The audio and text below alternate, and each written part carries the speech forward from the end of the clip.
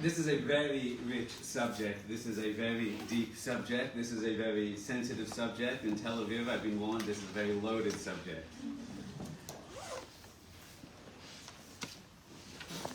But you saw the poster and you're here. So it's all in your hands. There's a very deep teaching that what comes out of the teacher's mouth is really being drawn down from the student's heart. So there's an idea that you should take a moment to be aware of why you're here. So it's a nice night out. You've heard about this organization. It's raining outside. It's better be inside and outside, whatever your deep motivation is. But we're all struggling somewhere in this area of relationships. Some of us are struggling because we want to be in a relationship and we're not. And they have the illusion because everyone in relationships are happy. You can turn to the person next to you. They're in a relationship. They're trying to get out. There's a lot of complexity about male-female relationships. And in this generation, I need to tell you, the spectrum of relationship is expanded extraordinary. And we're going to duck around that subject tonight. We can go straight into that subject tonight. But the Torah expanded Tel Aviv, I say, in and deep, into all the subtlety and nuance. So if we have to explore that, we will as well. But at the end of it, part of the perfection of human consciousness comes through relationship. And most of us feel that, and those that don't deeply need a relationship. And like all the best things in life, they're incredibly hard to pull off. And you've probably lived at least once to have your heart broken. And I remember first having my heart broken. And I remember the feeling, I was pretty old at the time, I mean, relatively speaking. I remember that I didn't realize there was so much pain in the world. It was 2 weeks ago, it was a very hard week. But I'm here and I'm single and bring it on, Rabbi, wine and But I remember like being 23 years old and breaking out with my girlfriend and sitting on my bed and just feeling like, to say it's devastated, I remember feeling I didn't know there was much pain in this world. And anything that happened, anything I heard from anyone else that was sad for like 2 years after just burst out into tears, going, I know, it's so hard, isn't it?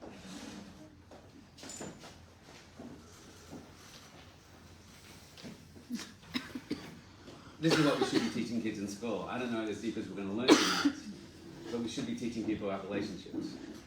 We should be teaching people about emotional intelligence, and we should be teaching people about the most important things in the world and how to make them work and how to give them the attention that they deserve.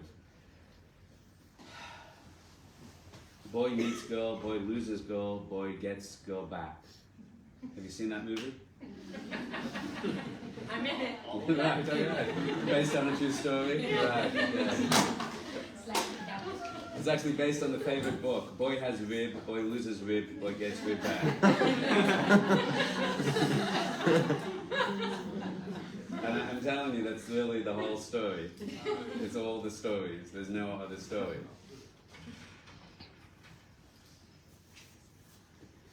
When I first heard this idea taught on a Kaballistic level a long time ago, it really did redefine everything I understood about relationships, which turned out to be not so much. And I can't emphasize enough how important this idea is to understand, because it is the core of making a relationship work. And I get that this sounds a little hypey, but I don't really know how people make relationships work without understanding this. If you think of a relationship you're in that was hard, if you think of a dynamic that you're in now, and you think about, I'm sure you could do this, not that you should do this, but I'm sure you could theoretically. You could probably list 3, 4, 5 things that grate you constantly about your partner, your ex-partner, right? I would be very happy if they just didn't do 1, 2, 3, 4, 5. And it should be no shock to you that they probably have a list as well. And of course, when you're dealing with that guy, when he's dealing with that girl, he says, well, you know, those 5 things. And they're saying, well, you know, you're saying those 5 things.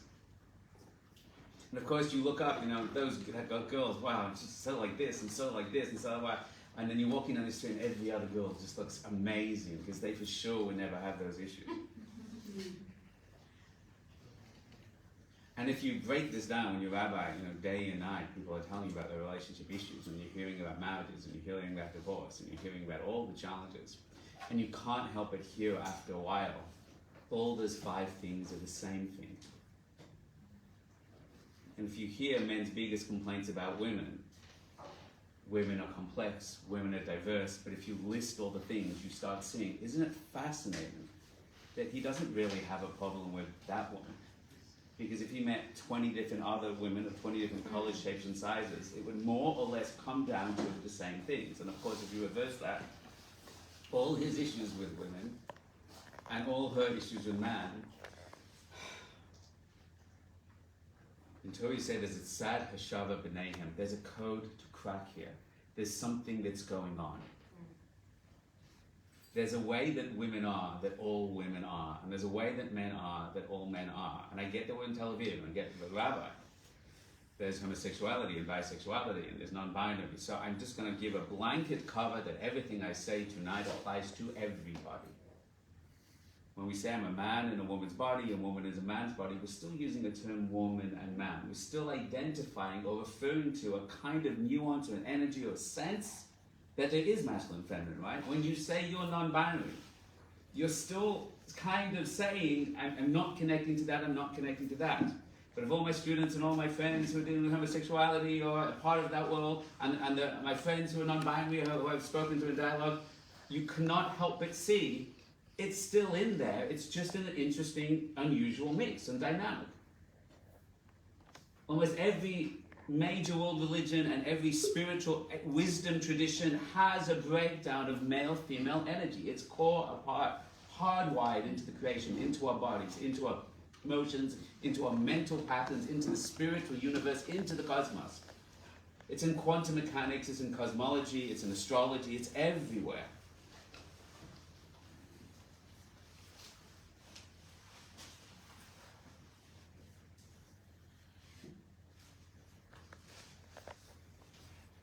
I want to show you the model. I want to teach you the system. It's like giving you the DNA of every relationship challenge you've ever had and showing you the dynamic at play. And it really is transformative. If you're able to take this rule, if you're able to not just understand the information I'm giving you, but grok and understand the depth of it, and you have the courage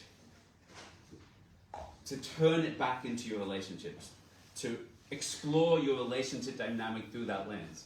It is unbelievably profound how illuminating it is. I'm not trying to hype it, I'm trying to say, take it, do the work, see how far it gets you.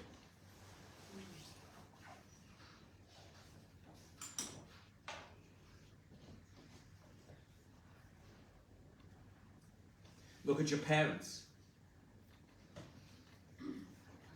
Look at their dynamic, their strengths, their weaknesses. Look at the trauma in response to our parents. If you see your parents had a successful marriage and not a successful marriage, you will often see it's this dynamic at war. If you see challenges that you get in relationship to your parents, you'll often find, because they were there to model these archetypes, and where they did or did not often indicates our trauma, our challenges, and the direction of our own healing.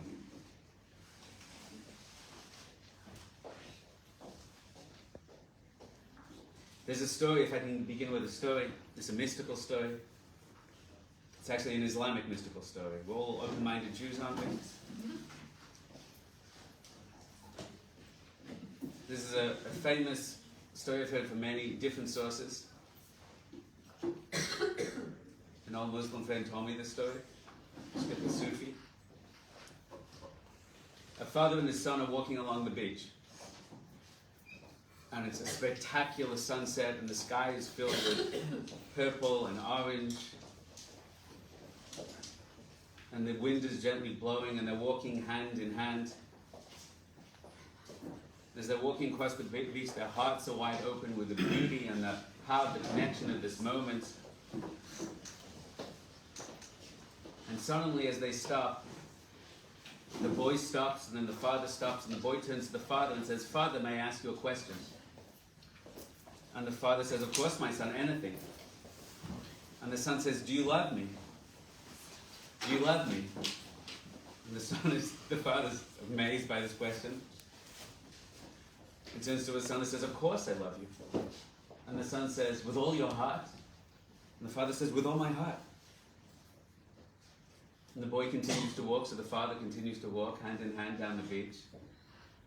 And the son stops again, the father stops again. The son says, Father, may I ask you another question? Of course, my child, anything. Do you love God? The father says, of course I love God. With all your heart? With all my heart. The son continues to walk, the father continues to walk. After a minute, the son stops again. Father, may I? Of course, my son, anything. How can you love two different things with all your heart when you only have one heart? The father was dumbstruck by the power of that question and his complete inability to answer it. And according to this tradition and the tellers of this tale, on that day he kissed his son goodbye. He kissed his wife goodbye. And he went to live a life dedicated to God. Isn't that a beautiful story? No, that's a good idea. You said they were mystical, Rabbi. You said they like this kind of stuff. What's wrong with this story? He left his child at home? But he's religious now. You know that line doesn't work in Tel Aviv? No. You know why you don't like the story? It's not a very Jewish story, is it? What's the Jewish response to this story? What's the Jewish response to the question? How can you love two different things with all your heart when you only have one heart? What's that? God isn't all of us, therefore you can love everyone. You can love everybody, fine. That's one response, I hear it. What else? If you love your son, you love God. What's that? Your son is part of God. You said in the 17th, but I'll go. And sometimes I want to strangle my son. That means I want to strangle God? Yes? I'm kind of joking and kind of not, and that's kind of the secret where I'm going. What were you going to say? That love is infinite. Love is infinite. Now, we have to go deeper than love is infinite. Of course it is. But it's hard to... Oh, wait a second. What were you going to say there? You going to say that? Oh. Yeah, so that lady there, yeah. Well, I think as Jews, like we often are taught that we can hold two ideas in one mind. Why can't we hold two great loves in one heart? Two great loves in one heart. Many one things as a concept, many one things, instead of one thing having to be split. Hmm. The thing is, you can't love God without loving your son. You can't, just can't. Doesn't go hand in hand. But why is that, is the question? Yeah. Because of the basis to love the others. Basis to love the others. So, let me tell you something fascinating. Of course what you're saying is true, but I want to take it one step deeper.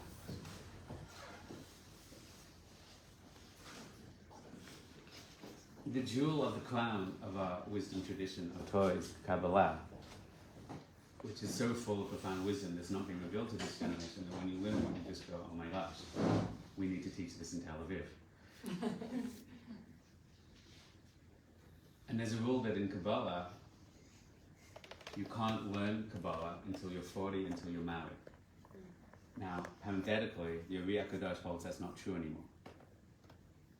That you can learn it, and we can learn it, and we should learn it, and there's a big mitzvah to learn it, and only by learning it can the rule come, but maybe it's in one of us. We'll do that next time, as a subject. But why is it that you're not allowed to learn Kabbalah until you're married? So the simple answer is, and this is a beginning of an introduction about if we need to talk about the subject, we have to be really, really sensitive to its depth and to its misuse. So I need to set this up in the right way.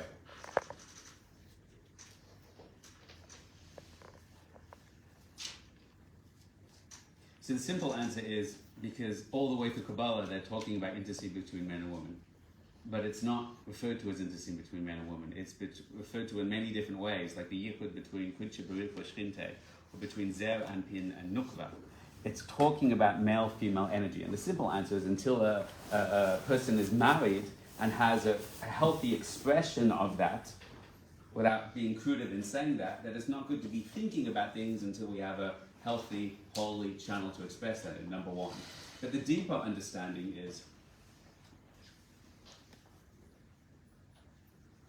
it's through the relationship between male and female that we come to know God in a way that we can never know God without the relationship of male and female. I have to say this. There's nothing I want to say in tonight's class which is against any form of sexuality or homosexuality. I'm a religious Jew, you know what I hold, but there's nothing that I'm saying that. I'm talking about every dynamic of relationship now, okay? So please don't project anything. I'm being honest and real with you, straight up and front. In the relationship between masculine and feminine, that is the only path to know the divine. Because the whole of the construct of all of reality is a dynamic of masculine and feminine. V'hafta l'recha kamocha ani Hashem. The line from the Torah is the gematria 907. The same gematria as the line V'hafta es Hashem elokecha. You should love Hashem your God. Has the same numerical value. That means the same soul, the energetic connection of you should love. V'hafta l'recha kamocha re'yim ahuvam. Literally, the first person that you love is your partner, is your spouse. So through the loving of the husband and wife is the knowing of our relationship to the divine. That is the doorway, that is the path. So marriage is the classroom to realize the divine. So it's not do I love this or I love this, it's through loving this that I achieve that. Because the Kabbalistic understanding of all of reality, as we're going to get into towards the end of the session, is that the whole construct of reality is a male and female dynamic, a paradigm, a spectrum. And if we understand the essence of what is a woman, and you understand the essence of what is a man, then you understand the essence of what Hashem is. Is Hashem masculine or feminine? Both. None, both, either, neither, androgynous. We are created at the beginning, B'Tselem Elokim, in the image of God. And then it says, Adam and Chava, Zachav and Nekeva, he created them in the image of God. So God is? Plural. So why do we say that we refer to him as a he? Simpler? It's simpler? Judaism is never such a fan of simplicity. I don't think that's a big motivating drive for us. But Because different aspects of the divine, okay, now we have to open up all these things. So what does it mean, masculine? Is it just because the patriarchy told us to see everyone as masculine, but God's so many times referred to as feminine? So that's the matriarchy came down. because and we oppressed serve us. as feminine when we address, We serve as feminine. So are we masculine or feminine? but at the time, in relation to God, we are feminine. Okay, now That's why there's a magic word. It's called arachin in Kabbalah, in relation to.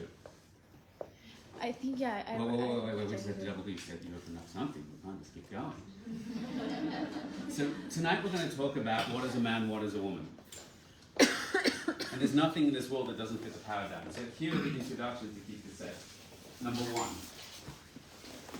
I'm not talking about any man, I'm not talking about any woman, I'm talking about an archetype, a paradigm, a spiritual concept and construct of masculine and a construct of feminine. That means when you're in a relationship, there's a man and a woman. And I personally think if you're in a gay relationship, there's a man and a woman. I've yet to see a gay relationship that doesn't have a clear dynamic.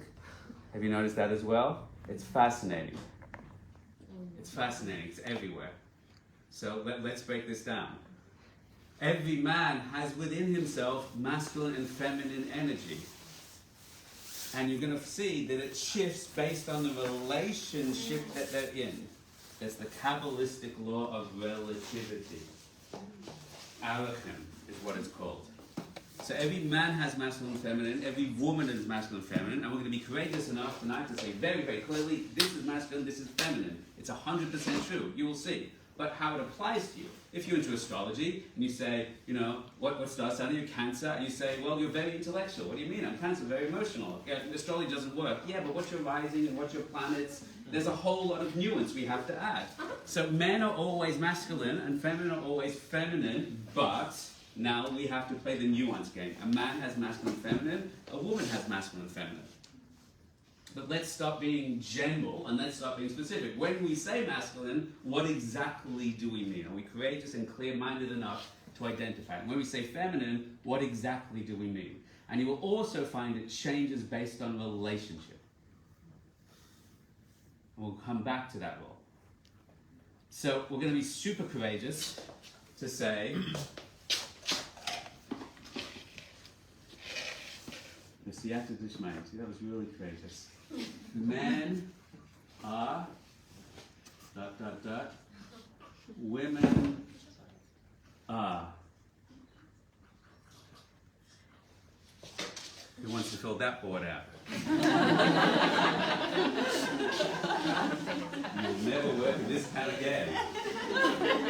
I live in Jerusalem, I could leave. But anyway, left and center, ostracized, cancelled. I love it.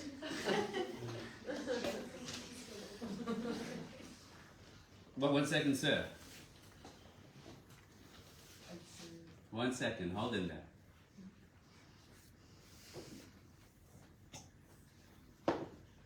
If you can fill this board as honestly and authentically, not politically correctly, who you are as a woman and what you like, who are you as a man and what you like, and what you've seen and what you know, then you will become the Kabbalist tonight. Because when you see what the majority of people notice in their relationships, authentic patterns, and I teach you the physics of this subject, the DNA of masculine and feminine, you will see it explains basically every relationship dynamic we ever experience. Because it's a GUT, a grand unified theory. It's not hype, you'll see it. See if I'm right or wrong by the end of the session. So we're going to play a little game. I'm going to fill this board with men or women on.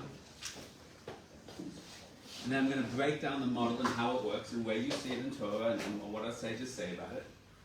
And then we'll see how we apply it in our own consciousness, how we apply it in our own relationships. And you'll often see that the core struggles you have about relationships are defined by this. And it's such a relief to looking at the guy you're in, he's such an idiot, he's so this and this and this and this, and then suddenly you realize, oh, it's just because he's male. And I know that sounds weird because that's why we hate each other. But here's the key thing you have to see. Here's the key line. Every person's greatest weaknesses are a hint to their greatest strengths. Every person's greatest strengths are a hint to their greatest weaknesses. So it's very, very fascinating that the things that we fall in love with a character are the same things that annoy us 5 years later.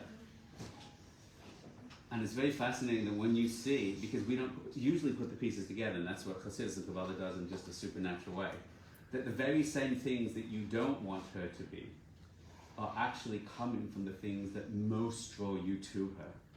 And when you begin to see it in that perspective, then you go, oh, then I'm willing to take this because I get this. And then I have the whole. And they start playing that game with you. This is what's called shalom bias. The study of male-female dynamics and how to make them work in the Torah world is called shalom bias. How do you translate shalom bias? Peace in the home. Now, what is our understanding of shalom bias? You know, we usually think it means, peace and not war. So as long as we're not fighting with each other, shalom bias. So if your goal, if your vision, if your dream is to get married and not to have someone not to be fighting with for the next 100 years, then may I humbly suggest you lack ambition. The Jewish goal of shalom bias is not to have someone that you're not arguing with. See, the word shalom doesn't just mean peace, it means shalem, which is whole. It's interesting because personal transformation, emotional healing, emotional connection, personal development, the goal is called shlemus hadas. Das means consciousness. Shlemus means peace in the consciousness. So what we all are is broken, and what I mean by broken is this emotion is at war with this emotion. We have, self-sabotaging natures. My beliefs are at war with my desires, and my desires are at war with my body, and I'm sick, and I'm trying to get myself out, and I love him, but I hate him, and I want to keep that job, but I hate that job, I want to get away from that. So we are all fragmented. And the goal of personal development in the ultimate spiritual way is called shleimut hadas. That doesn't mean peace of consciousness. It means holistic unifying of consciousness. That my physical nature and my emotional nature and my intellectual nature and my spiritual nature are all aligned and working in synchronicity. They're all harnessed and united towards common goals. So when I get into that flow state, what gets me in a flow state? What gets me in that peak element of achievement, accomplishment in a channeling way? Right? It's when I feel every part of me is online and connected and united to achieve that goal. So the reason we don't have shalom bias, my friends, is because the secret is that what a man contributes to a relationship is his essence, and what a woman contributes to a relationship, their essence, are so critical that each needs the other to accomplish something greater than the sum of its parts. The Hebrew word shalom, the best, most accurate description of that is the symphony orchestra. In a symphony orchestra, everyone is playing their own thing, a different instrument with different music, but together they are more than the sum of their parts. So this old model where, women are disempowered, so they have to be more like men. Yeah, no. You hear the yeah in it? You hear the no in it, right? Because men are so perfect, women should be more like men. Like, what exactly? There's greater blessings for you in your life than being like us, right? So now what we need is that women become supernatural embodiment of womanhood, and male become healthy embodiment of male. And then you start to have something where the unification of the two, where each completes the other.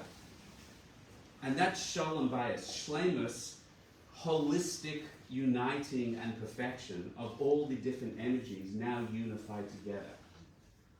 And that's why I can think of many relationships where the man in the house is more effeminate and the woman is more masculine. And I'm talking in a normal, healthy way, but they have a beautiful relationship because they still complete each other.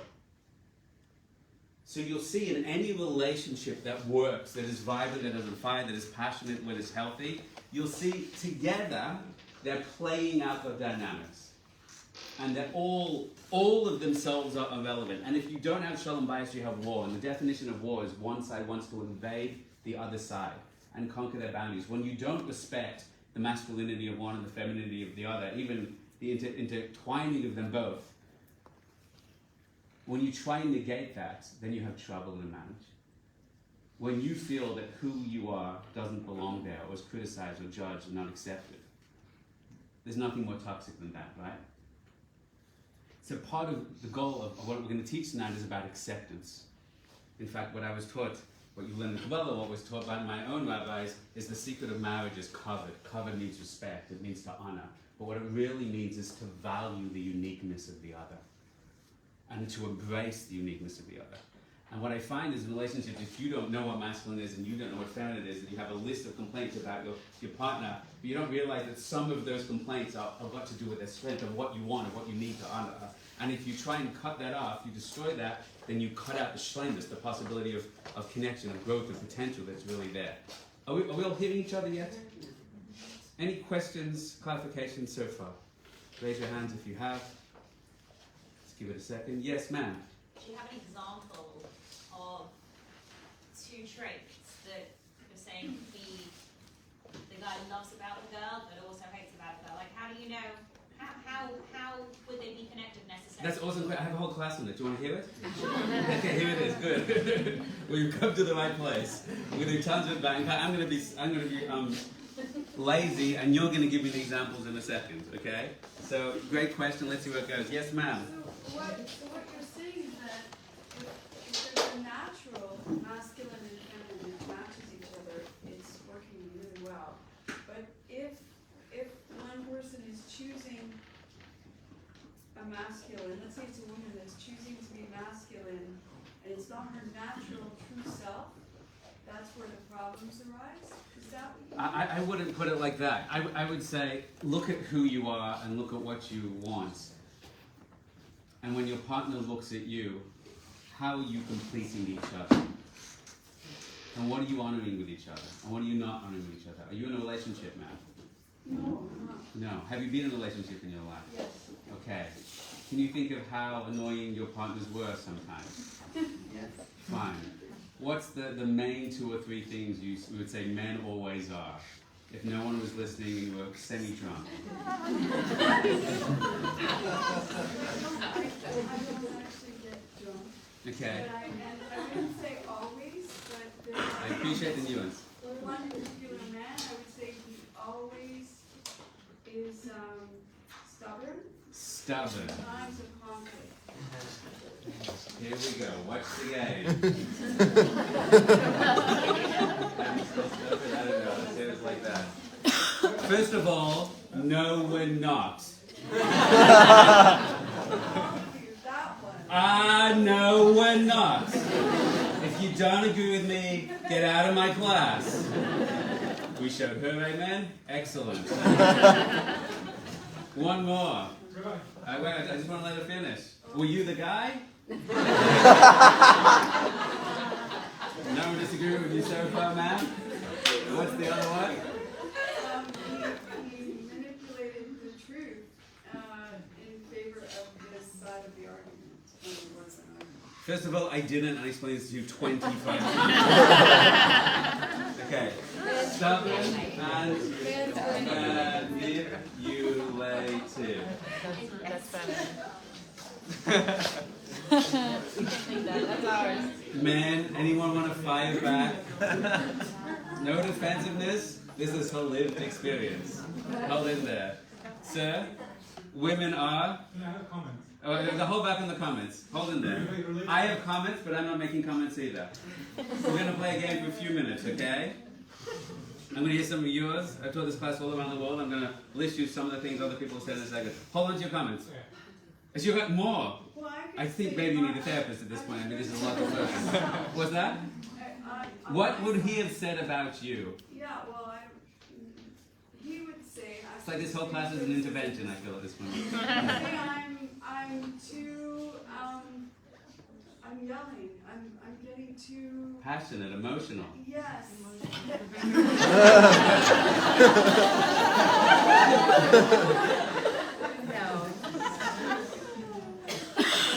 I was going to say, all the women are feeling very upset about that statement right now.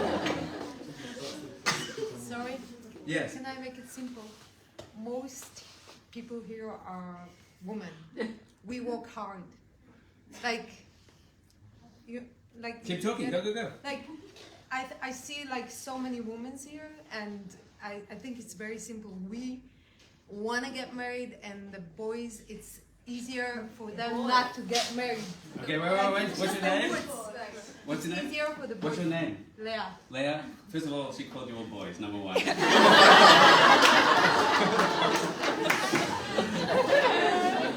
wanted to go in it. No. The women want to get married. Wait. And men So don't. Women want... Don't worry, because on Friday night, apparently you're getting married. You gonna do that? You're still pitching. Women want marriage, okay. We work hard. Okay, that's why we need to wait. work. So men, she's implying not so much. Boys, they're not serious. They're not. What is that word? Don't call them a boy. What are you expecting? You want to get married, and they? Not men. They're not men. But no. Don't name call. Explain. What are you saying? In terms of They're not stepping up. doing their job, They're not stepping up. stepping up. I'm not. It's not my first language. No. You're doing great. I want you to. I understand what you're saying, but I want you to find the words. There's a power in the words. It sounds like what you're saying is you were disappointed by a guy because you were serious, mature, responsible. No, I was never serious. Go on. Why? What were you? I expect him to be serious. Okay, that we going. Now you're sounding really that French part of who you are. Okay. So first of all, women are more serious. Are women more serious about marriage than men? Yes. No. Hands up if you found women to be more serious about marriage than men. Okay, you should then all just hook up and it'll be fine. Okay, wait 1 second. What was the second thing you were saying? Again, the question? You wanted him to be serious, but you were Like, more. What were you know, more? to be a man, like to do his job, to איך אומרים לחזר? Yeah, like to You want him to lead, date you, to show initiate, you the to signs. lead, to initiate, to to look after. Yeah, like look after. How are we gonna? What's the word here? Take chivalrous. Take care, lead, responsibility. Take charge. Responsibility, can't be right. By the way, I just want to say, about a month ago, I took a small group of women up to Swat for a few nights. I can't tell you who they are. Some of them are, one of them at least is very world famous, very intelligent, very influential women in Washington DC, doing amazing things. And one of the stories they tell me at the table, things you're not allowed to say this out loud, but it was so funny. One of the women broke up and said, I broke up with this guy. Why? Because he wouldn't open the door for me and he made me split the bill with him. And all the women at the table went, totally! I was fucking everything as well! And I was like, you're all messing with my mind. You're not going to say this. And they all said, like, you know, once he wants to split the bill, forget it. That's what they all said. And these are like very intelligent, amazing, powerful women in the world. Now, obviously I'm not surprised because we're all human beings, we all have fundamental desires and beautiful, why not? But it's you understand, those kind of values apparently confuse men. If men are easily confused, we'll put that on the bottom of the second. So fine. Men are... I was just not understanding if it's stereotypes, then that's true, but I think that men and women feel both things, just that men are more open, because it applies to both. So we're going to explore all the nuance later, because the nuance is there, and that's exactly what we're about. Because I can show you women that inverse that, I can show you men that inverse that. You see the women that inverse that have a pattern of a more masculine part of their dynamic. And now I'm talking heterosexual, right? And it's true. So there's all people that will say, you know, men are more intellectual, women are emotional. That's what we just basically said. Emotional, men intellectual. But of course there's tons of intellectual women. Of course there's tons of emotional men. Okay? But it's interesting that there's a pattern there. It's interesting there's a pattern there. Who else has another one for the board that they think is true to their own lived experience, but also true in a more universal sense? Yes, sir. Oh, I would say two things. One, I would say women are more magical. More magical. I know number is...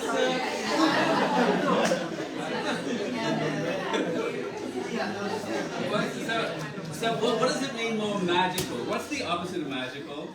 Boring. Real. Practical. Men are accountants. Accountants and wizards. So I want to explore the opposites, because the opposites are very indicative of very deep things. You're going to see when you see the opposite of each one, it's going to unlock the code for you. Women are, before we go to the next one, I just want to deal with magic for a second. Watch me pull a rabbit out of my hat. Just prove it there, he said. So the opposite of magic would be, it's kind of like, is it logical magical, or is it rational magical? So what would you say the opposite of? Men are more... boring. Mundane. Imagine. So I think you're saying kind of, what's the unhealthy version of rational? Miss Nagdin, okay, we understand. So it means kind of intellectual, rational, and women are more... Pragmatic. What's that? Pragmatic. I think Men. it's pragmatic.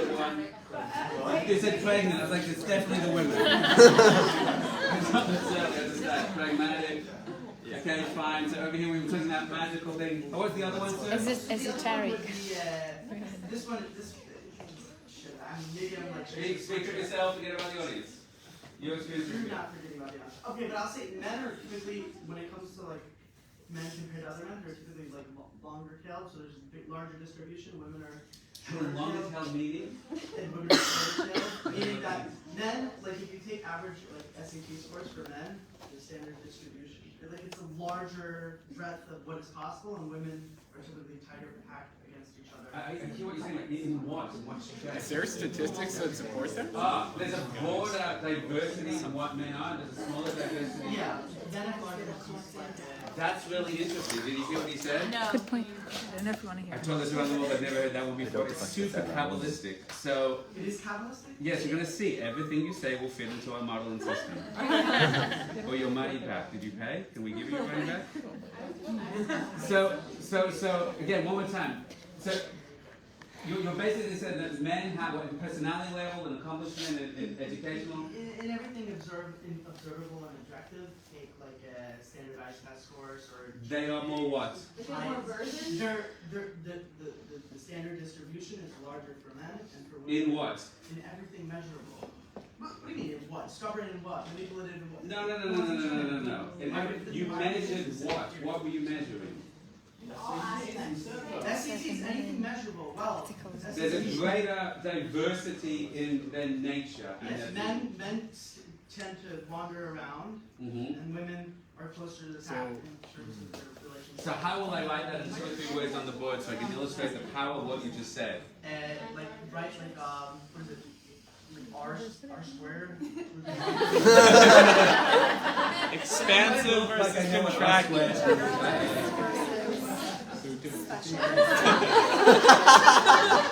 This arrow is pointing to you to explain what that means when we come back to the class. Yes, sir. For me, I think that you look at like there's an issue, right, in a relationship. Yeah. So what do guys want to do? Want to solve it? Yeah. What do girls want to do? Talk about it. Okay, so good. This is a key one. Hands up if you've experienced something like that.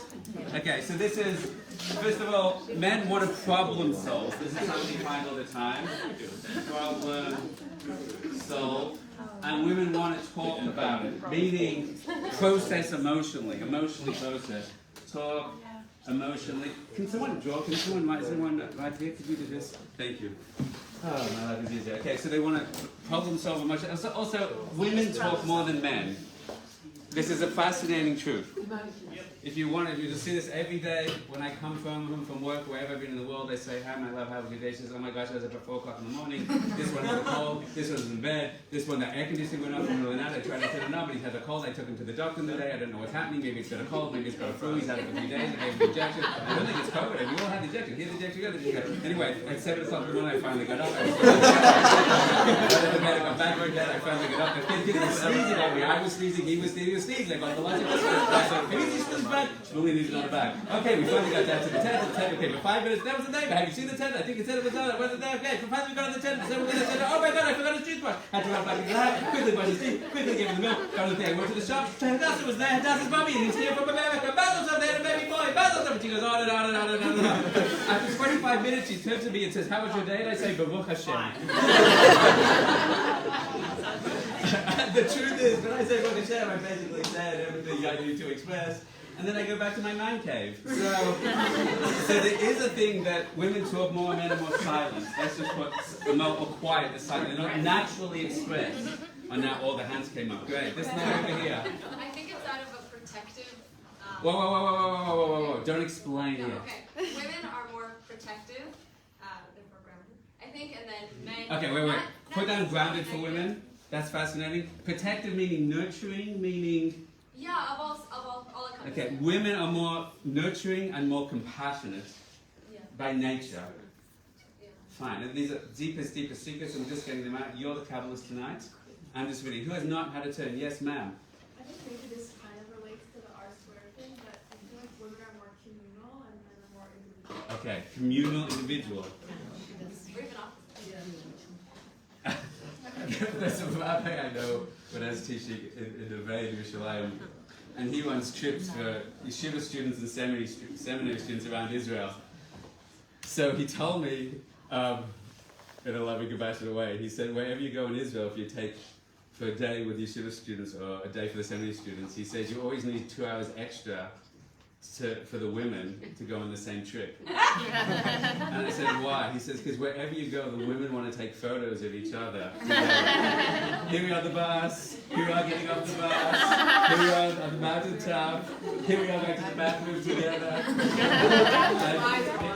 It's a very powerful identity. You know, what a man always does is post on Facebook, here I am on top of the mountain, by myself on top of the mountain. Here I am in my new car, me in the new car. So he's kind of projecting this like external success, external accomplishment for men. And forgets the women. And the women have this identity of group community success. We're loved, we're connecting, we're bonding. So the idea of community and bonding for feminine and individuality success in the external world is a core part of our Kabbalistic world. So fascinating. Yes, sir? I think men are more adventurous and risky. Men are more risky. Yeah. Bungee jumping dudes. Going to war.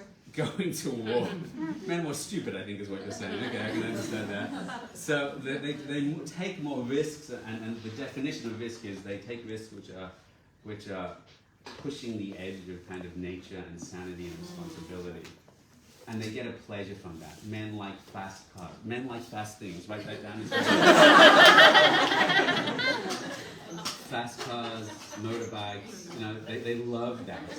And women are like, you're totally nuts. And men are like, if you take me to the edge of 300 miles an hour, I've never been happier, my mind has never been calmer. This guy's nodding. Take me for a drive next time you go, okay? So this is a very now you're going to see, this is all one rule. You're laying down one Kabbalistic principle, we'll run a line through it very shortly, and you'll go, ah, now I see it. Yes, lady with your hand up. What she said, women are more connection oriented. What's that? Women are more connection oriented. Connection oriented. Men tend to themselves. Yeah, so we've got individuality and connection, community, individual and communal. That's great. Agreed? Yes? I don't know exactly what the vocabulary is for this, but my understanding is like there's something about the uniform that's like it's not about the community, but there's something for men about like there was a study that what they most regretted people who left the army after being in it for years and years was the uniform. It wasn't necessarily like the Oh, the uniform. I don't know what the Well, I think that's interesting with the term most regretted, which means men love running together as a group in, like I had a friend who was a soccer player and he said they played better when they had uniforms together. But I think what I heard in that is they regretted most because they don't naturally do that. They don't naturally have community. And of course, spoiler alert, it's powerful for men to have community as well. But it's the kind of thing they regret missing out on. Like, so it's like you know, I wish I spent less time at work and more time with my family. So that sounds like a beautiful statement, but why do we all wish the same thing? What were we thinking? And the woman was like, yeah, honey, I told you that for 50 years. Fine. So, said the rabbi here at Tel Aviv, well, my wife is putting my kids to sleep. Fine. So, but that's the thing, because men are moving for that external accomplishment. Women naturally want to build that home and connect, right? Doesn't mean the woman doesn't wake up sometimes and go, I'm at home with all the kids, I want to go out. It doesn't mean that all the women accomplishing great CEO goals in Tel Aviv feel completely happy. They also feel torn because they want that. And you're going to see this is all masculine, females up in the cave of balancing out. We're going to take two more and they're going to read off the list and then we're going to begin the class. Sir at the back, yes?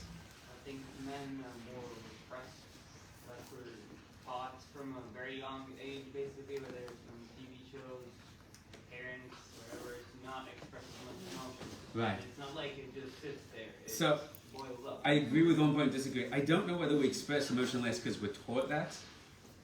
I agree that we're encouraged, but I actually think it's our nature. Not that that's healthy or good.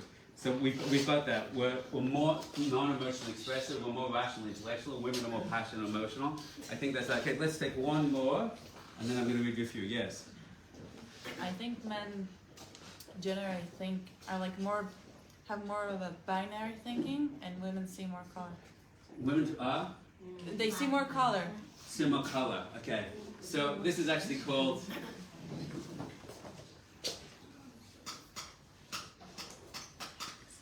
Write down men are binary and black and white. Women might have more color. Now I just want you to know in the religious world, men do wear black and white, and women do express color, and that's a Kabbalistic thing, and it's all the same system. Women always number 7, they go in 7 times, the 7 colors of void you give an expression, and then that represents the abstract. Okay, we're getting into it. Wait. Holding it back. I'm going to read a few more for you right now. Let's see what you've got, what you didn't get. Fine. Women talk more. Women are more emotional.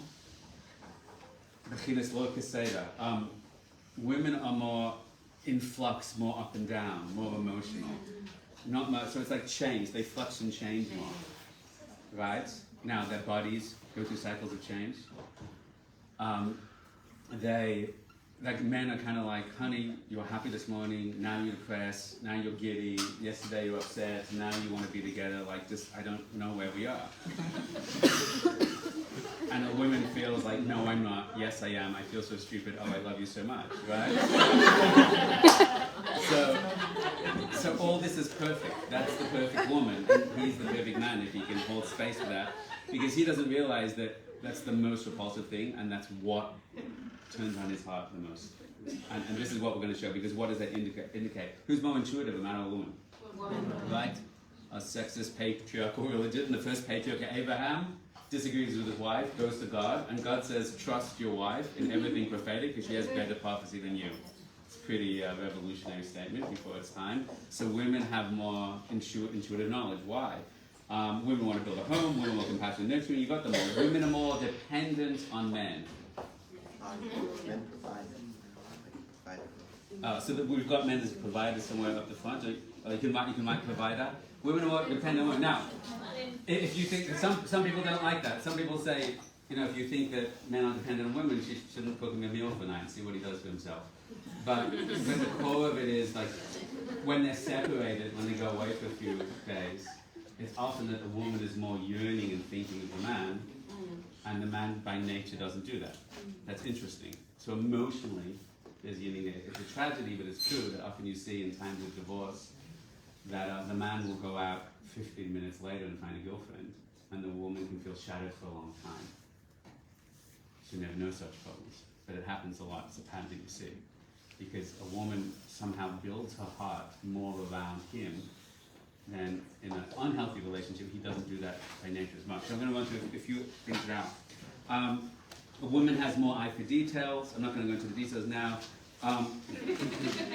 Based on what we just said, Eye for details. A woman needs to hear, I love you more. Like picture, the woman turns to the man in a relationship, they're sitting there, and she's like, tell me you love me. And the man's like, why? And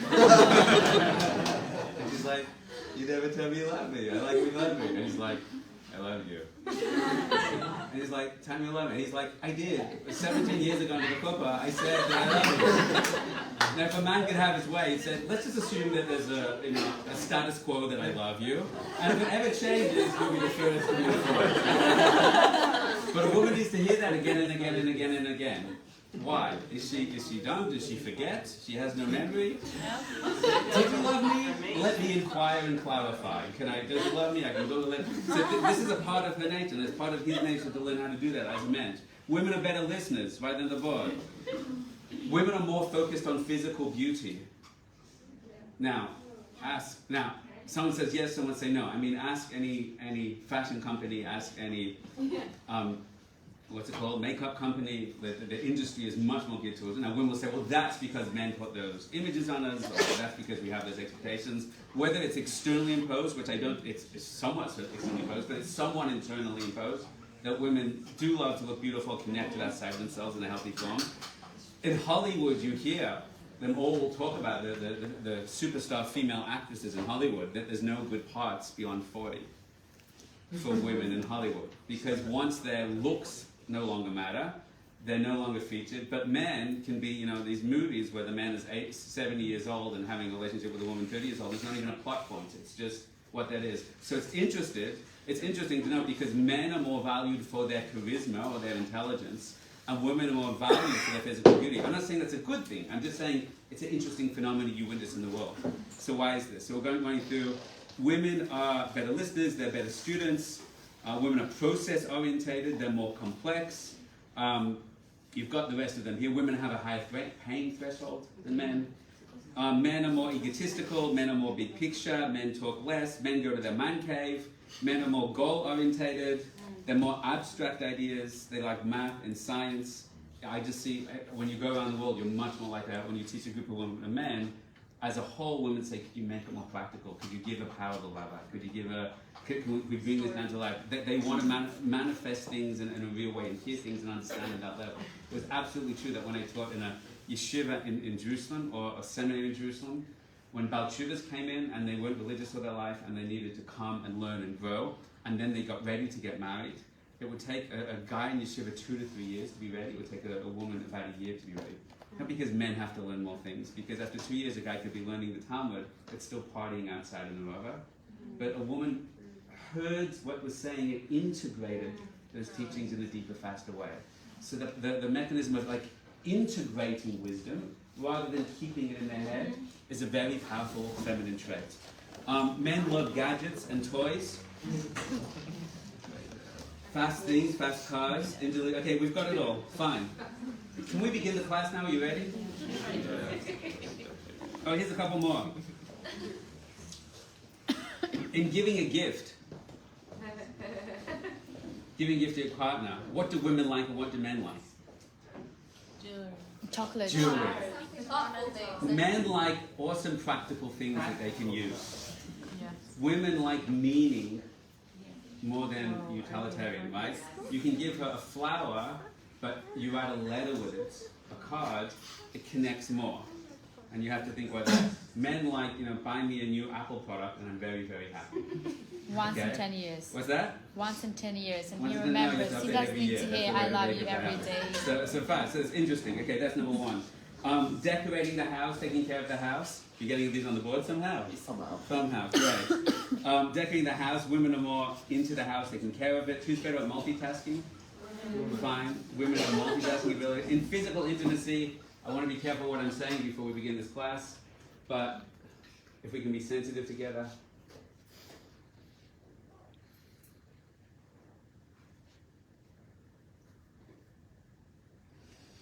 It's a truth that people are out there in the world know, not necessarily in the religious world, but also in marriage, in religious marriage, wherever.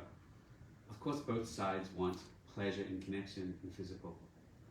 Pleasure and connection. But the woman is also, and very much so, also about the emotional connection. And the man can be very happy just with the physical connection. And this is very Kabbalistic, it's very, very deep. And a million couples argue about this all the time.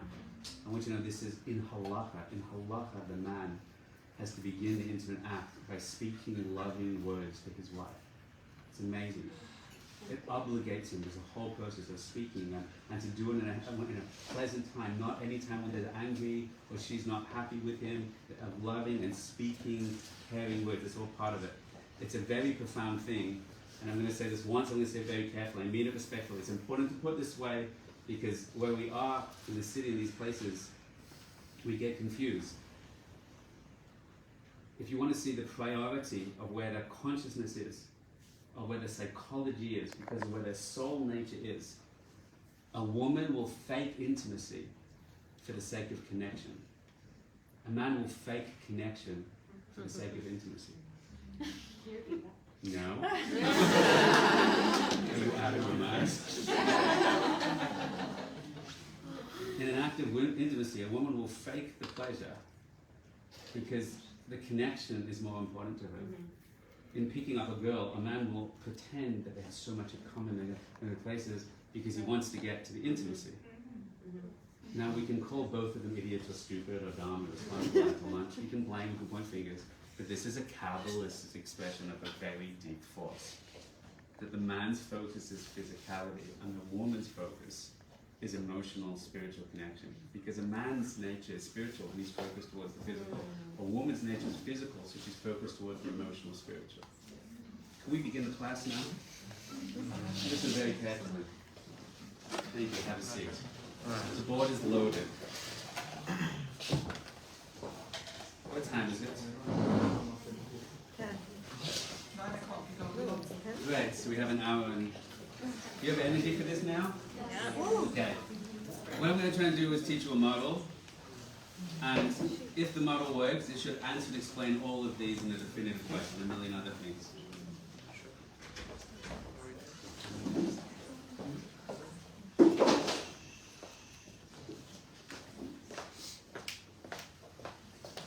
Everything in the world is structured on a rule of three.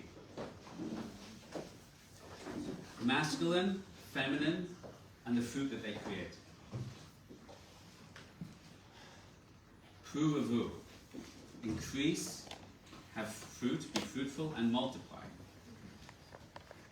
Everything in reality, in psychology, in physics, in every realm of life, all follows the same principle. Every Hollywood movie has a 3-act structure.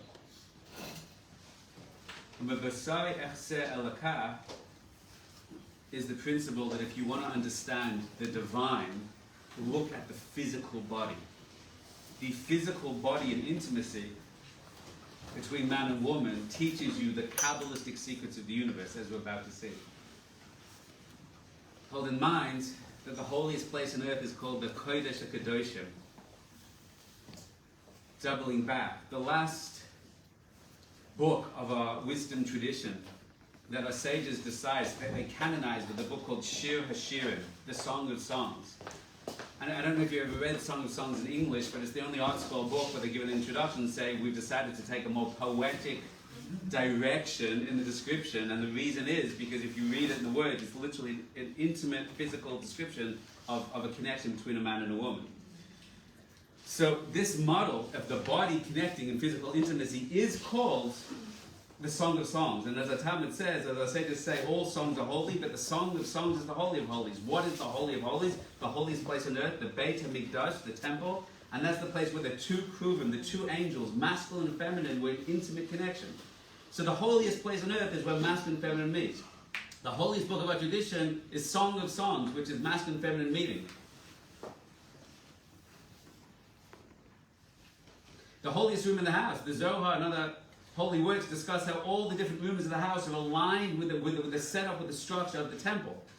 And when we have a shulchan, a table in our house, where we have the Shabbos meals at the shulchan, the table that was in the Beit HaMikdash, and then there we have meat, and the meat is like the Kaballistic, and at the end of the Shabbos Suda, which is a process of aligning ourselves with the divine light revelation of the service of the temple, then the couple go to their bedroom, as is a mitzvah on Friday night, and they do the intimate act, the mitzvah. The word mitzvah means a mitzvah, commandment. It literally means savsa, it means to connect and bond. They do the act of bonding and connecting, and the mystics say the intention during that act of the masculine and feminine draws all the light and the energy and the shef and all the blessing to their house and all parts of their house and their family. Just like the Holy of Holies brings all of the temple, brings all the light and energy to all of the world. So the concept of what masculine and feminine are is this core paradigm of you all to bring through light, to bring through revelation, to bring through influence, to bring through elevation, always requires masculine and feminine uniting. That's why before we say every mitzvah, we say L'shem yichud kudsha bericho or shchinte. I'm doing this mitzvah to unite the masculine and feminine energies of the divine. Because the mitzvah that I do is a point of connection. That's why we share Asher Kiddishanu b'mitzvah sav. You will sanctify me with the mitzvahs, but the word for marriage is for marriage in Torah is kiddushin. That I will marry you with this mitzvah. That I will unite the feminine energy and the masculine energy together to bring light and revelation in. So here's the model. What is the model of masculine and feminine? Boy meets girl, boy loses girl, boy gets girl back.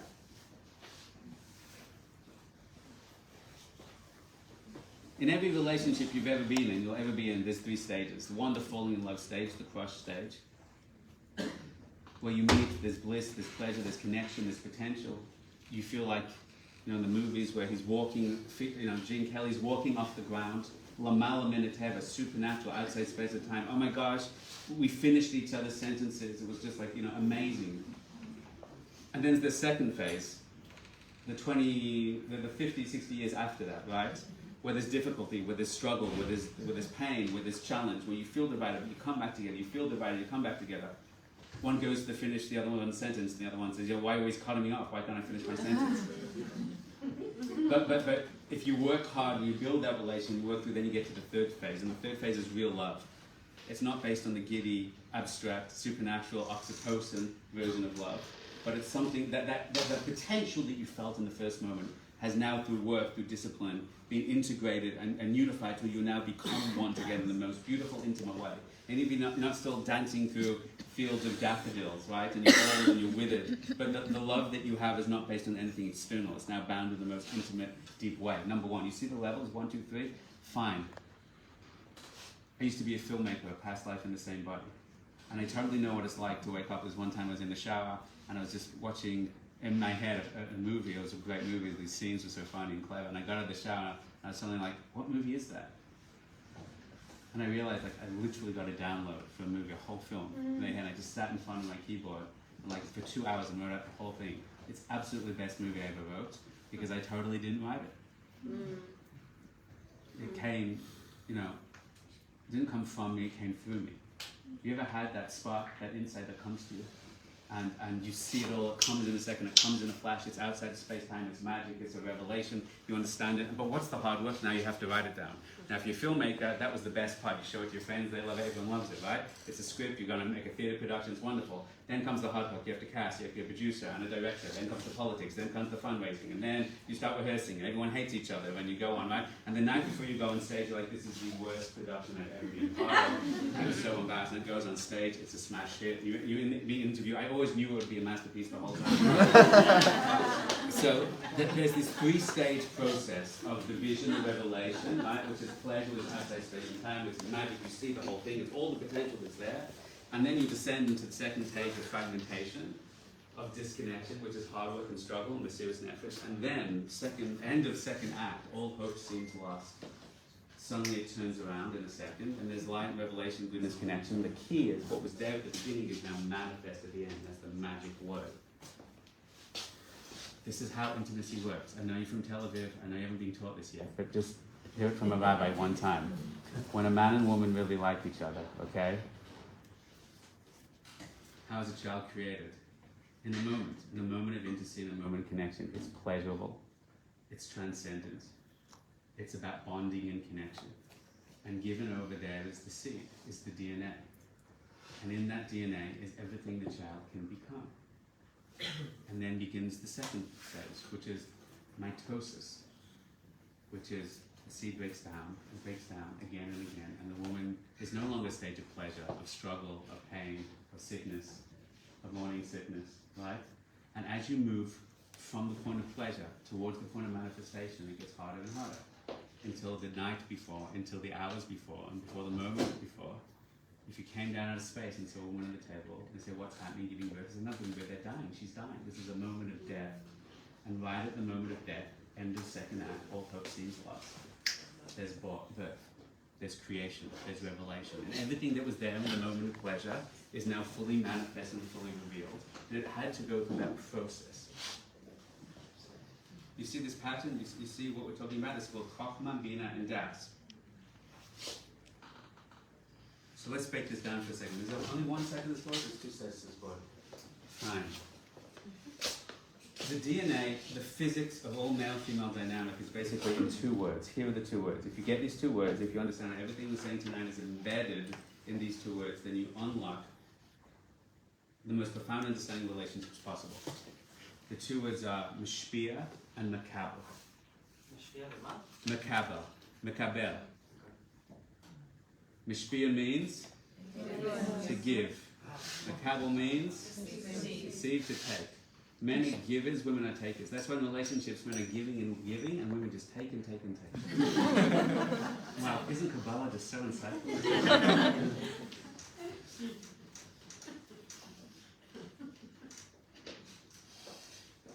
It doesn't really mean to give and it doesn't really mean to receive. It means to initiate and to manifest.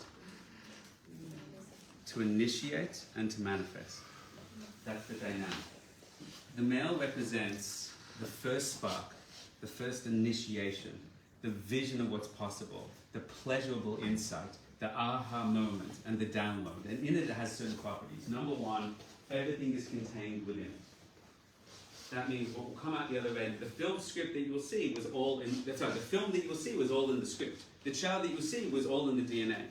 Bereshis bara Elokim. When Hashem created the Reshis, the Chokhmah, everything that happens in the flow of the Sefirot, in the physical reality, was all in that spark. Hakol halech hachavash. Everything goes at the inside. If you've ever done a meditation retreat, inner development work, and anything psychedelic work, you always see everything goes after the set and setting. The intention really creates a field that somehow embodies everything that will come out of it. And it really does. It really works like that in a supernatural way. So the man represents the property of revelation. And the woman represents the property of manifestation. So the properties of revelation is it's A, singular, it's one seed, it's one moment. Number two, it's pleasurable, blissful, because you're expanding space and time and nature and seeing a whole new lightness, possibility. So man represents it's positive, it's spiritual, it's a revelation, it's outside space and time, it's multi-potential, because the film script you can cast many different actors, many different directors, you can manifest in many different ways, right? So it has a multi-potential of everything that will be. It's unlimited, and it's outside space and time, and it's spiritual, and it's singular. Fine, what is the power of the feminine? It's the opposite of that. The goal of the feminine, female represents manifesting force. She's what takes the spark and turns it into a flame. She's what takes outside space and time, the supernatural level, and she brings it down to earth. She's Mother Nature, feminine, Mother Earth, physicality. Right? So she takes what's one represents transcendent, and she makes it more complex. She makes it because when you bring something from abstract into reality, you have to start breaking it down to all the dimensions, to all the complexity, right? So she represents earth, the ground. There's a woman that said to me once, why do the rabbis hate the women so much? And I said, the rabbis don't hate the women. She said, yeah, it's a Gemara. I said, it's like, which Gemara? She said, women are dirt. Does anyone know the famous Gemara of women are dirt? I laughed when she said it. The Gemara is Isha Doima Lakaka. A woman is like the earth.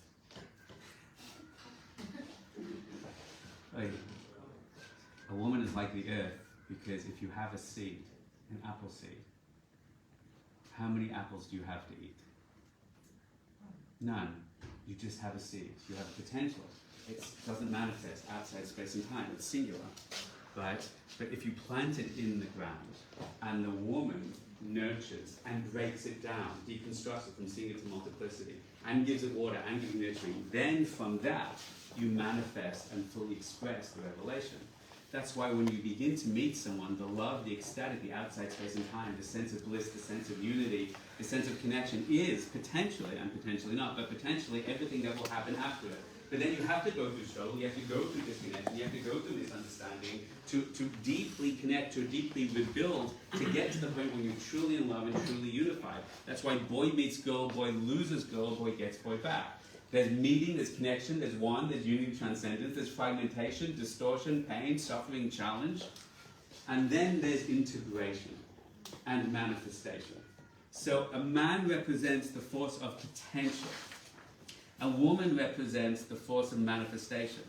That's like the DNA and then the expression of the body. That's the Big Bang. What's the first thing, according to science, that existed in this physical world? Is something called the singularity. And in that singularity, it was literally all the space and time were compressed and condensed to a singular point. All the potentials, the same idea again. There was a Big Bang. And then from that space-time, mass, matter, density, complexity emerge. And now we are all here.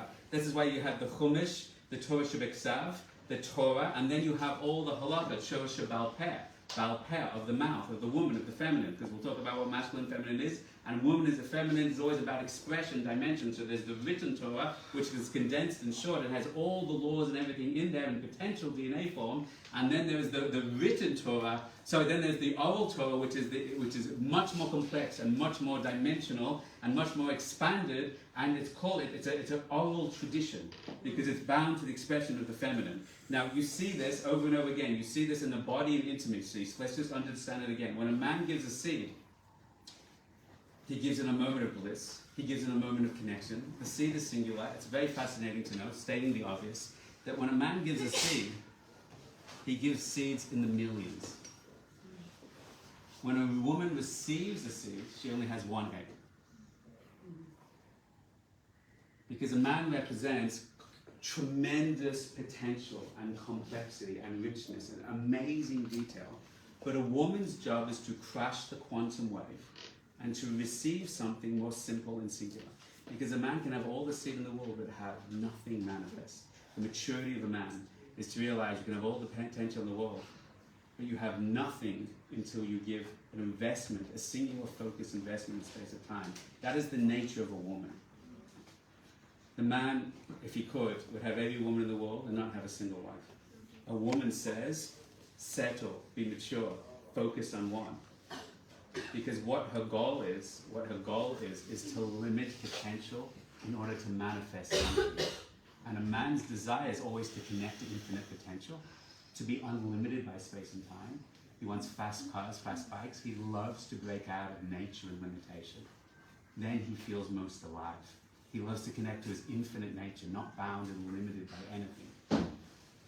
When he gets overwhelmed in this world, he goes to his man cave. That can be a newspaper, the internet, the base medrash, right? Whatever it is. He doesn't want to deal with reality. A woman has to bring him into reality. The female, the word for femininity of Nekeva is actually to fix and limit something. But that's not a curse. A man feels like it's a curse. Right? The masculine part of the male, because he doesn't want to be limited, he doesn't want to be trapped, he doesn't want to be emasculated. What is that emasculation? I have to have a house, I have to come home, I have to pay the rent every day. Because a man wants to bend into his masculine nature. And the feminine, the ultimate paradigm on healthy femininity, I want to catch it. I read this book, a biography of Steve Jobs. Does anyone ever read the biography of Steve Jobs? It's quite well written and kind of interesting. But there's one moment I like before he married his wife, and her fantasy with him, it says in the book, is she was just like, Steve, why can't we move to France into a little cottage somewhere and just be together, you and me? And that's the ultimate delusional feminine paradigm. You know, the feminine fantasy, you know, there's Superman who flies out of the sky. He's outside space and time, unlimited power, energy. But then he gives up his powers just to build that house in Paris with his wife. So the ultimate feminine fantasy is that the man of the infinite power and energy comes down. The sun shines just down onto me, the moon. It's a very interesting paradigm. Now, the man has, as the ultimate, if you look at the fantasy paradigms of masculine and feminine, you see this model played out in a million different ways. So hold in there. Let me ground myself a second to come back. A man represents inspiration, potential, unexpressed potential. It's raw, it's not manifest, it's singularity, it's outside space and time, it's spiritual, it's abstract. A woman represents bringing heaven down to earth, making the single multiplicity, limited by space and time, within space and time. She represents receiving, connecting, building, integrating all the pieces together to create something more, community. You hear that? Separate pieces together. The man is always singular. He wants to be on top of the mountain watching this, but he doesn't want to be limited by physicality. That's like he gets a rush from bungee jumping. He gets a rush by pushing back on the feminine world, pushing back on limitation. He wants to push himself out of space and time.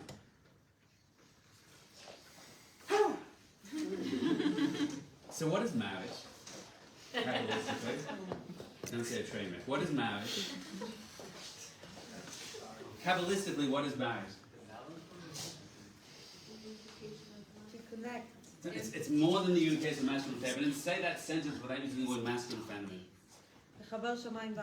Ken, that's true, and all those beginnings are accurate. But in order to do what? The potential and manifestation should actualize together. It's like empowerment. Isn't the biggest challenge every single one of us that we all feel that we have this infinite potential within us, but we don't know how to manifest and express it, right? We all feel that challenge. That's the primary challenge of every human being in this world. You know who else has that problem? God, Hashem, has that problem. You think you have infinite potential? There's infinite love and infinite kindness and infinite joy and infinite peace. It just needs a good woman. You know who's supposed to be his good woman? Us. Beis Yisrael. We're the woman. In the Gemara, the woman is called the base, the house. Not because you changed the oven. Because the house means the vessel to manifest. A man can learn all the values in the world. But if you don't have a family to build those values, to take that, to nurture it, and love, to ground that, you don't have anything. That's the rule again. So Hashem wanted Beis Yisrael, Klal Yisrael. Klal Yisrael. Klal means bringing all the details together. A community of Yisrael, a Das Yisrael. Because the feminine, we only work. Our power is when we unite together. because we are the feminine in relation to Hashem. So let's go back to what it means, Erech, and the law of relativity.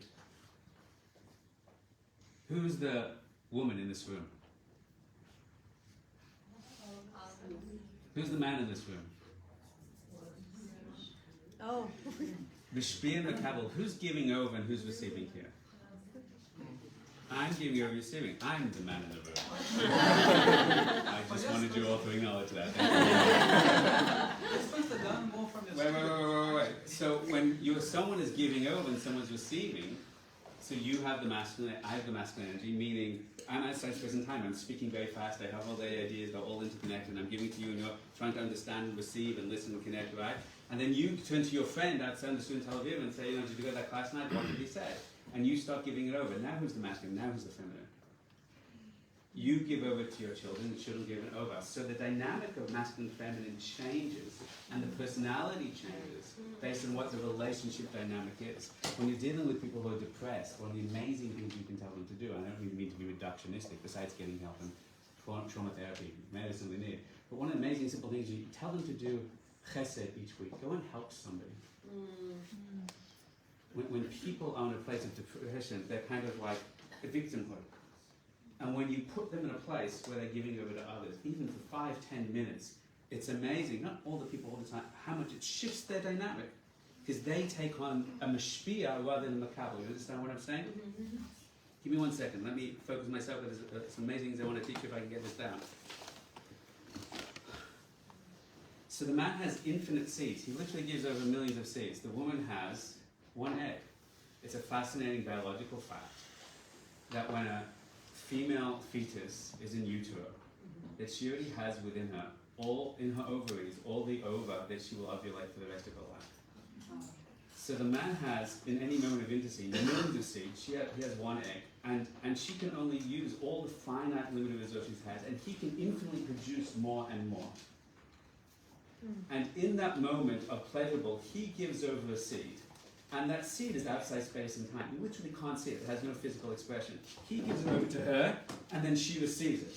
In that seed is the DNA, is the potential everything will be. Again, without being rude, without being crude, but just to say it, the man is literally rendered creatively impotent in that moment. Meaning, we have now transitioned from his responsibility into the feminine responsibility, and the rest is hers. And then she goes through the process of pain and challenge in the form of manifestations. A fascinating phenomenon in the Chabad world. One of the customs is a man cannot even be in the hospital when his woman is giving birth. And what that means Kabbalistically is, I'm one of these New Age men. It's like, well, I'm going to share the birth process with my wife. We're all in it together. And once the labor starts, kid, you've got nothing to do in that. I go like, how can I help? I love. Can I get you a drink? She's like, shut up! I need to put it down. Because it really is the feminine power to birth. It really is the feminine power to manifest, to reveal, to push that through, to bring that together. Men do not have that capacity unless they're in the feminine part of that dynamic. So what you see is, what he can do is only take the seed, the contribution, up to the threshold, the interface, into space and time. He gives something that can't even be seen. She delivers a whole child, a full dimensional expression. But that's all her. She has to do that in her womb. We understand the word for womb. We'll get to all of this in a second. Is everyone starting to see what we're saying? You getting this a little? Is your arm not tired? You're giving birth to this class tonight, is what's happening right now. So if you understand, we'll go through some of these things. If you hold it a few more minutes, I'm going to plug back in everything we say. Can you hold in there? Look at the Hebrew words for mother and father. Av va'em. So the Hebrew word for Av, I wish we had another board. Can I just write on the wall here? What else?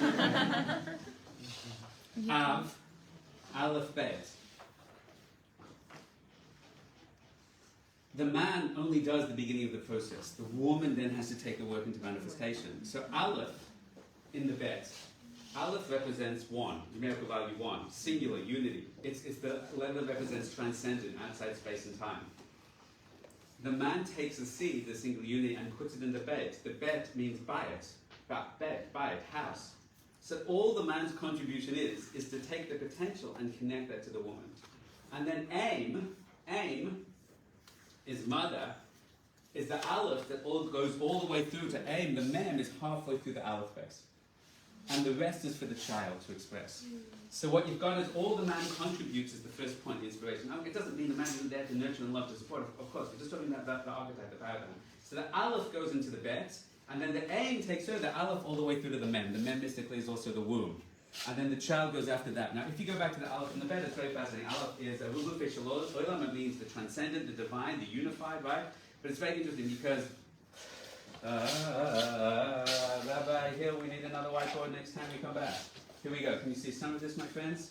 Watch this. The aleph is a mystical letter which has in it the property of the divine. Here's the word letter aleph. Can you see that? No, they can't see that. Great. There's an aleph. Watch that. Can you see the aleph? Yeah. Great. Watch this. An aleph is made up Kabbalistically. When you write it in Safras, it's actually made up of a yud and a vav. If you write out the yud and vav, it looks like this. Yud, and vav. Okay, the divine name everybody knows is yud, hey, vav, hey. If you add up hey and vav, you get your numerical value 26. If you add up vav, yud, and vav, you get your numerical value 26. So the aleph breaks down into the divine. You know, ever heard that man is made in the image of God? Yud, hey, vav, hey? So, oh really? You hung it up as well. So watch this. You're not going to see this, but anyway, we're made in the image of God. Yud, hey, vav, hey. Can you see that? Wow. So watch this. What is the DNA? It's the full expression, though wrapped into potential. So the Yud, hey, vav, hey, say the Kabbalists, the Yud and hey and vav and hey, say the Kabbalists, is all embedded and hidden in the aleph. Like the DNA is hidden in that, and that's put into the bet. That is the man's contribution of the aleph and the bet. And but life is dependent on the feminine. The man can have millions of seed, but only that which the woman gives to, he really has everything. He really has expression. So that's why if the mother takes it, if the wife exists, the Talmud said the man without a woman does not have blessing, does not have joy, does not have anything. Blessing and joy are all about expression, revelation in the world. If the woman takes it and manifests it, then there's blessing and success. That's why the word aim for mother, aleph to the mem, is also the Hebrew word for im. If dependent on the woman, then there's manifestation. That's why a chassan and a kala. What's a chassan and a kala? Chassan means ches. What does ches represent? L'malam and a teva, supernatural, outside space and time. 7 is always the dimensions of the physical world, and that which unites them, says the Maharal. And ches means higher, transcendent, divine. The divine name, Yud and Hey and Vav Hey, higher over here, outside space and time, not manifest, not revealed. The woman represents Mother Earth, Mother Nature, manifestation, physicality. So what's this? So ches tain, the chassan gives over the transcendent, gives over the ches. But the hakala is the letters hakol. But everything is dependent on the woman to manifest that and reveal that. So there's all these incredible dimensions of manifestation, of expression 1,000 times. The Hebrew word, even for woman, represents expression. So let's begin to explore this. We're going to go back to the board right now. Let's try and plug this in. I'm going to try and crack the code for you and show you how all these things turn over to be explained by the system. When you look at the body, you're starting to intuitively understand them yet? Okay, let me talk it out. Women speak more than men, and men are more quiet.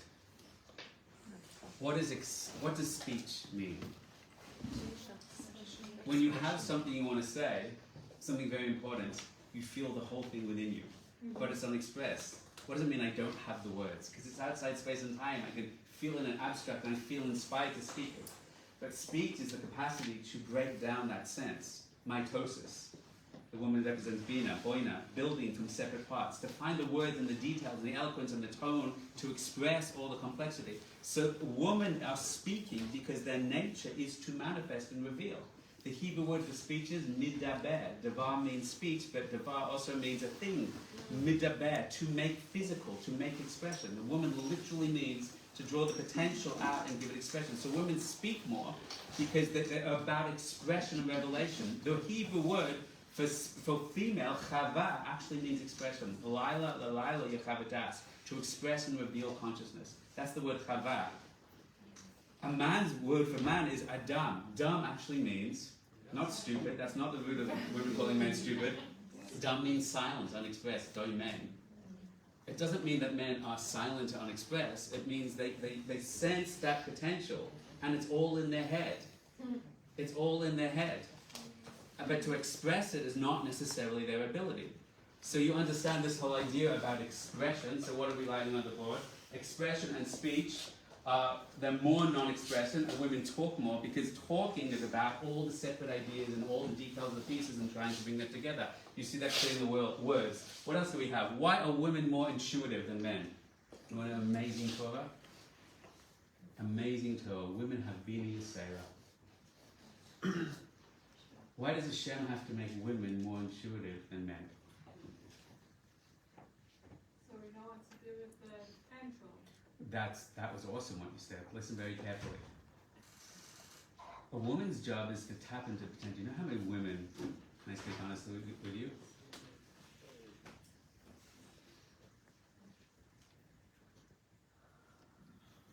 You know how many women I've met get locked into abusive marriages with abusive husbands and refuse to leave? And when you barrel down deeper into the heart, why are you staying there? Why don't you get out? They come out. First of all, one line about my heart is, because who's to say there's anything better out there? What a disaster. It's got to do another class. One of the lines they always say is, he has so much potential. I just feel that I could almost... A woman is more nurturing, more compassionate. It's very fascinating. What's the definition of compassion? To judge someone on their potential of what they could be and not what they are. That's what it is. So it's very interesting because the word for compassion, please, I'm not going to see you as you are today, but I'm going to see what you are tomorrow, right? So the ultimate example of compassion is a womb, because a womb is the body gives its resources and gives its energy to something that makes no contribution. The fetus makes no contribution. Why you invest that? Because of the contribution it will make later. So the woman is more compassionate, because compassionate means to nurture potential into reality. Not what it is now, what it can be tomorrow.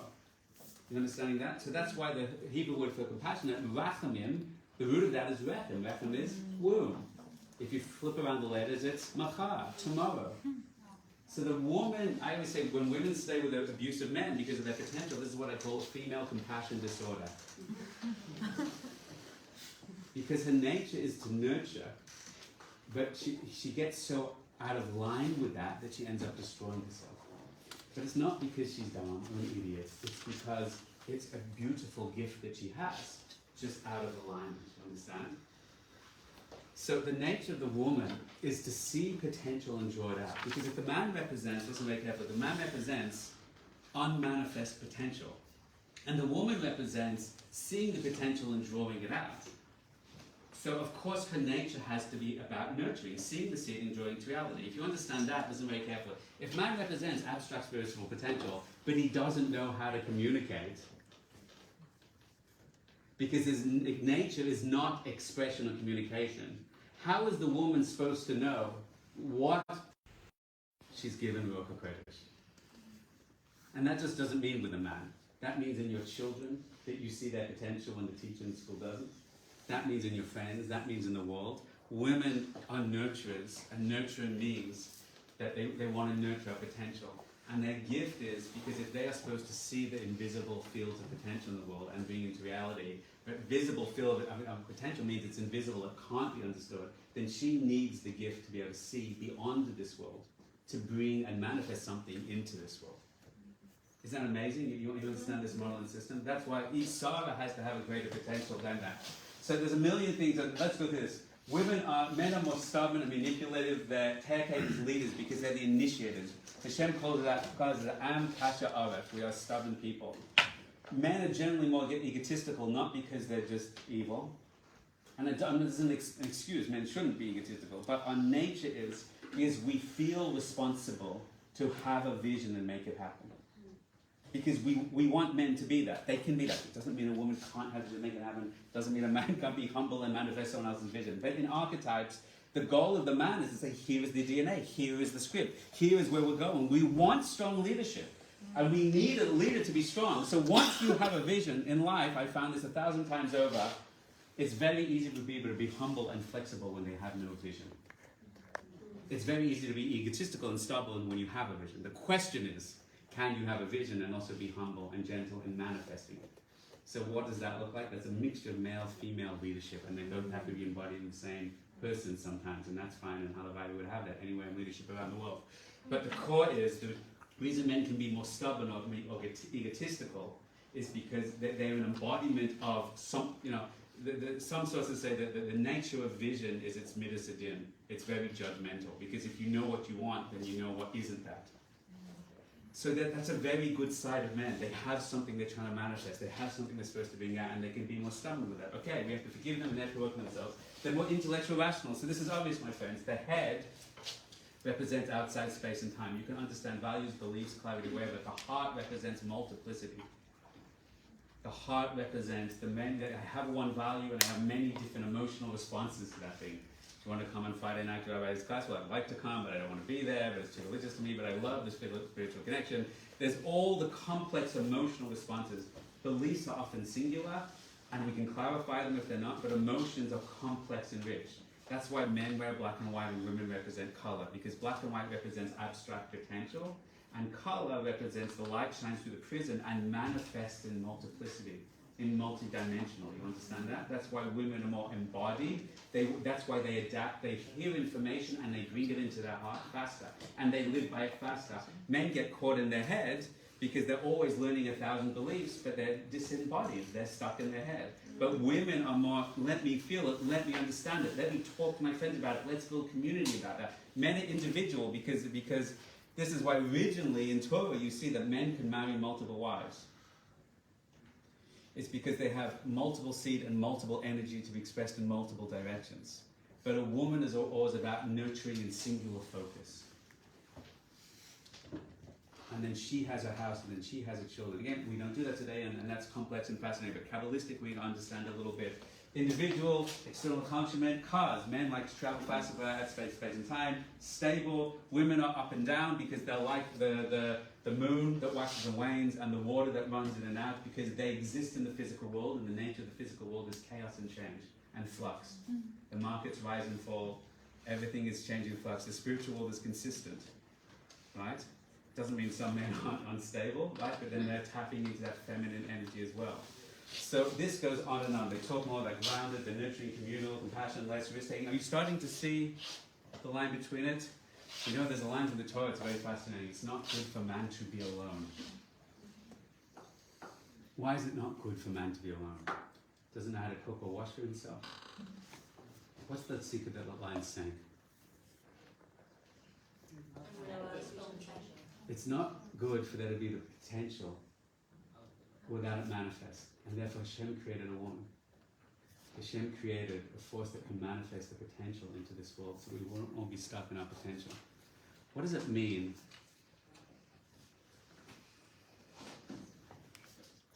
What does it mean that God is a man? Why do we always call God a man? Because we take out of potential. Because God, in the divine and source, Kudsha Bariko, the transcendent one, means outside space and time, in spiritual energy, infinite potential and light.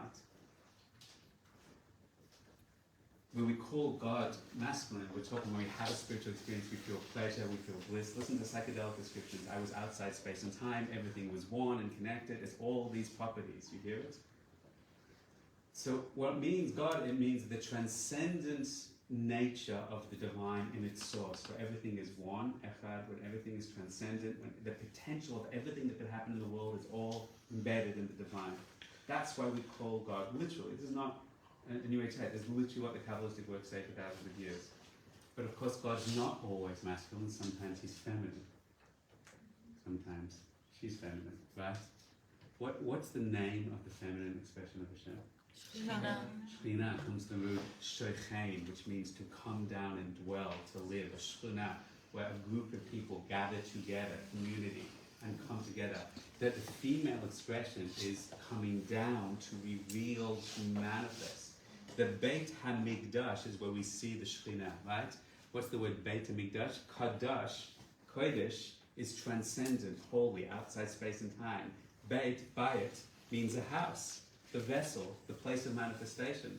The Beit HaMikdash, the holiness, the sanctity there, is it's a place where there was a vessel to receive and directly experience and directly manifest the transcendent light in the world.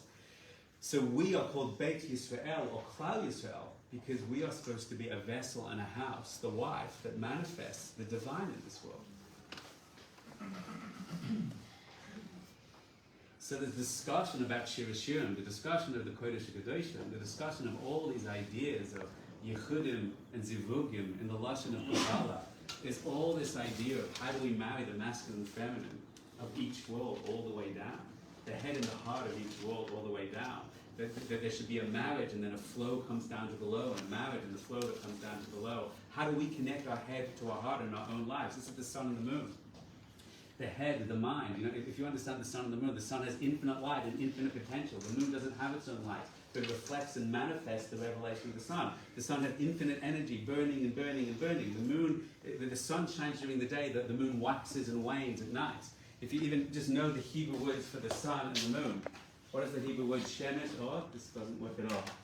And I'm just going to go right over the top of it. The Hebrew word for sun, one of the words is chama. You can take a different color. Yeah, but then you can't see it. That's what we learned so far. Let's try Right. that. Maybe it's a It's okay. Chama. And Levana. Levana. It's very fascinating. Chama represents the masculine energy, right? The infinite sun that keeps shining. If you flip around the word chama, you actually get ha-mach, the mind. If you look at the word levana, lev bina, the knowing heart, lev. Isn't that crazy? The Torah saw all of this model from the beginning of time and mapped out space, time, consciousness. The head and the heart is the sun and the moon is the masculine and feminine, his potential and expression, his mashpir and makabel. Now we don't have time, but when I teach this as a workshop and go into a few days, this is when I go, now let's talk about your relationships. And to the lady that asked you for an example, think of 3 things that most annoy you about your partner or your spouse. And this, everybody's individual and they just may have their own unique annoying traits. But if you can think about things that annoy you about your partner, and I've been teaching this class for 20 years, one of the first classes I went with my wife and we went through together, but still to this day we argue each week. But I'm like, why can't you take care of this detail in the house? It's like, why can't you emotionally thank me more? And we can go back and forth on that forever in a loving, respectful way, but it still takes us up. And basically I'm saying, why can't our physical environment manifest, be more taken care of? Which is like saying, let's talk about it in an emotional world. The reason why a woman will fake intimacy for the sake of connection, and a man will fake connection for the sake of intimacy, because a man represents. Why do men like gadgets? Anyone's going to figure this out? Men feel terrified of the physical world. They feel that there's so much potential, but they're overwhelmed. They can't conquer it. They want to conquer the world. Not conquer it, destroy it. They want to conquer it to manifest it. There should be no resistance to their expression. So if you give a guy a computer, you give him an Apple product that does so many different things, he feels now he's master of the world. It's a very, very fascinating thing. I was in the shop one time buying a Apple computer, and like, there's this thing called GarageBand. What's GarageBand? You can record 120 tracks with 15 different instruments. Like, this is amazing. I'm not in a band. I don't own an instrument. I don't even own a garage, right? But you know, they have these apps. They have these iPhones. It's like now with 600,000 apps. I have an iPhone. I have 50 apps on it. I use 3, right? But men buy potential. Men are sold by potential. I remember as young, the thing I wanted for years and years as young was a Swiss Army knife. You ever have a Swiss Army knife? It's the ultimate male fantasy. A million different things, all in my pocket. I'll tell you the truth. What did I use? I never used anything on it. There's one time there was a toothpick and it fell out after the first day. I never got it back.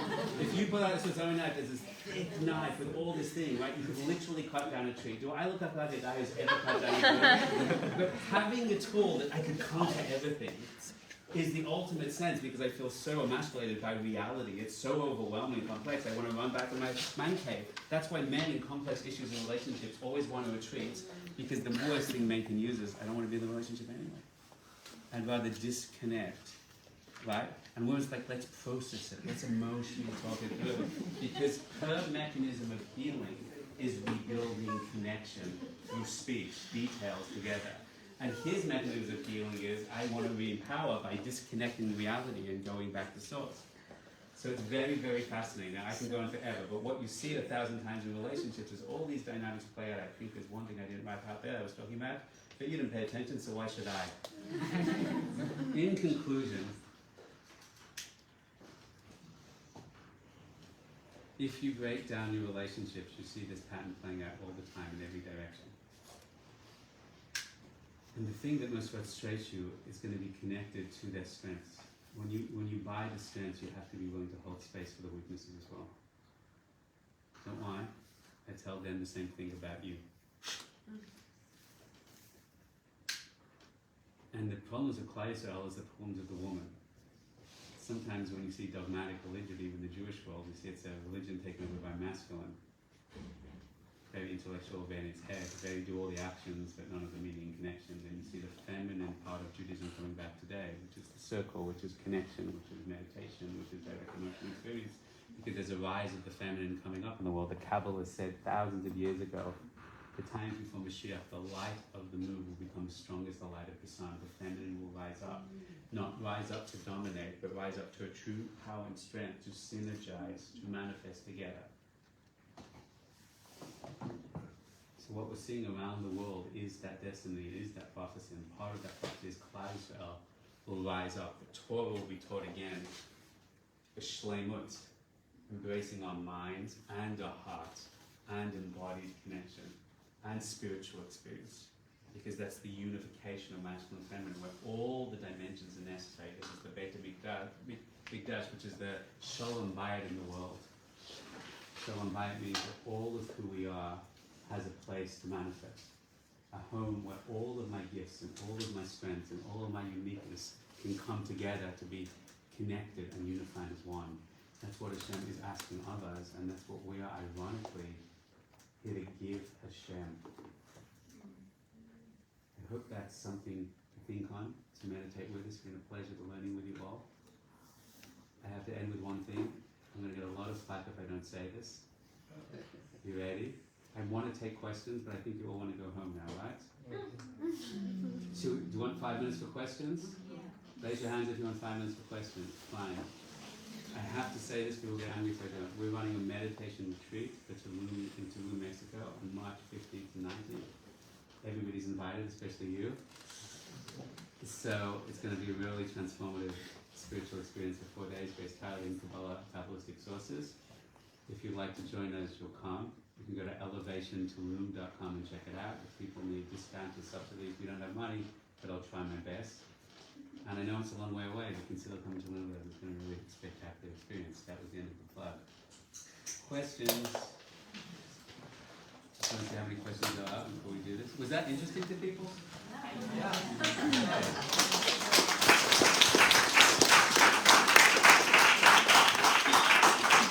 It conceptually delivers, right? You see the through line.